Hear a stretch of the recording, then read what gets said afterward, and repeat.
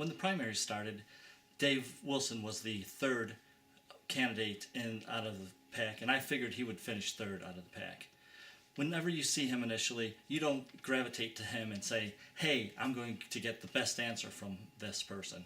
But after listening to him for quite a while, I see that that is a total misinterpretation if you make judgment just by the way he looks out there. I initially listened to the debate that the League of Women Voters put on, and Dave had the best answers out of all the candidates out there.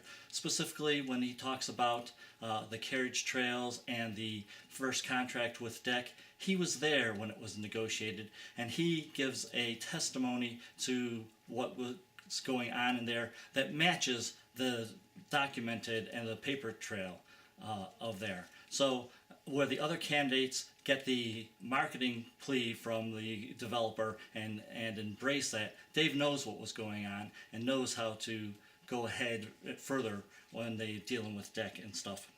Other things, he's been able to talk lucidly on TIF out there. He had the best response for the medical marijuana debate out there, with a good back and forth to the benefits, the tax benefits, the troubles that might arise, and I would recommend looking at the stuff that he's published on that.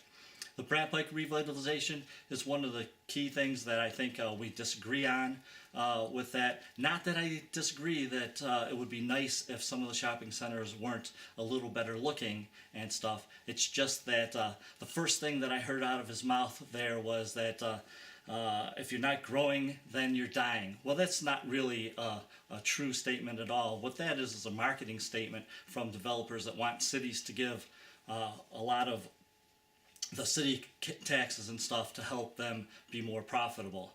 But the fact of the matter is, you can have stability and pay all your bills and have a nice and maintained development. But as we talk further on the subject, he did say things that make me know that he's actually looking out for the city's best interest when those kind of developments and those kinds of talks are occurring. Now, the one thing that I that I wish that I could have gotten all the candidates for all the offices to do was talk specifically on issues that are going on here. It would be nice if they would go into the council meetings and come out of those council meetings and work sessions and tell you what they thought about the specific items that were being debated that night. But a lot of the candidates wouldn't, and Dave, I couldn't get to talk about things that I think are especially important there. You can see by the back of the flyers that I have there, the TIF issue is very important to me. I'd like to use the TIF. It's a tool that needs to be TIF'd. I proposed the TIF recently to help upgrade Chambersburg and Fishburg Road out there. But it is very important that when you talk TIF, you need to ask your candidates, hey, is this TIF going to affect the schools, right? And if they say yes, there needs to be a reason why it's going to affect the schools. TIFs can be used responsibly, and those TIFs sometimes can affect the schools and the money's going to the schools, but you have to be able to explain lucidly why it's doing it. We have used the TIF improperly at least twice, and the plan was to keep using it improperly as much as they could. And so when we go back to using that tool, it's very important that your candidates know the proper time to use the TIF at all, and if that TIF is going to affect the school, why they're doing it. Some of the other things that I tried to get him to talk about, and the other candidates to talk about, were the charter amendments on transparencies. If you recall, a few elections ago we had issue 29, which was when council put before the voters an issue that allowed them to reveal, vote on, and implement a resolution all in the same night, so that was the only opportunity you got it, and then they could end up start spending money. That particular one passed. Unfortunately, I didn't see that the tricks and ploys that the team of Burge, Campbell, Shaw, and actually Matt Truman put forth that got that through, because but when we came back to issue 29, the next election, which would have removed your ability to challenge those resolutions by ballot referendum, we were able to defeat that. But I wanted the candidates to go on record saying that, hey, we do not approve of the ploys that were used to get the first ballot measure passed. And I couldn't get Dave to go on that record for that. He was a little timid with that. The other things that I think that I would like the candidates to talk about is the high pressure water zone.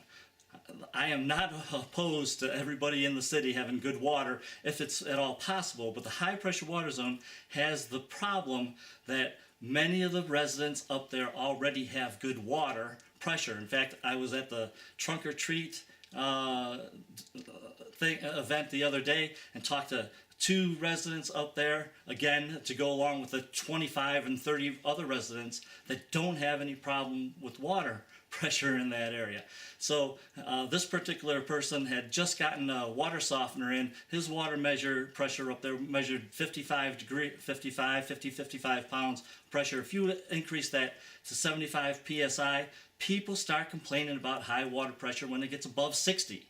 All right, and at 75, you're close to the point where you're supposed to have a regulator on there, because if it gets above 80, they're worried about damaging